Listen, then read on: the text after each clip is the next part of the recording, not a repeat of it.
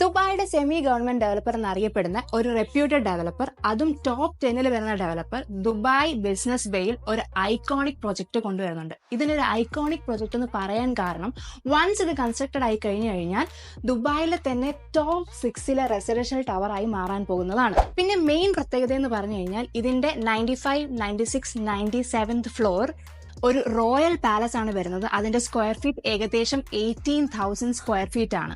Royal palace ഉള്ളതുപോലെ തന്നെ പിന്നെ 13 പെന്റ് ഹൗസസ്, 76 ഡുപ്ലക്സസ്, പിന്നെ 1 ബെഡ്റൂം, 2 ബെഡ്റൂം, 3 ബെഡ്റൂം അപ്പാർട്ട്മെന്റ്സ് വരുന്നുണ്ട്. 1 ബെഡ്റൂമിന്റെ സ്റ്റാർട്ടിംഗ് പ്രൈസ് പറയുകയാണെങ്കിൽ 1.86 മില്യൺ ആണ് ആവുന്നത്. ഈ ഐക്കോണിക് ഹൈറൈസ് ടവറിൽ നമുക്ക് ഒരു യൂണിറ്റും വ്യൂ ഇല്ലാണ്ട് പോയില്ല. കാരണം എന്ന് പറഞ്ഞു കഴിഞ്ഞാൽ നമ്മുടെ ഹൈറൈസ് ടവർ ഇതാണ്.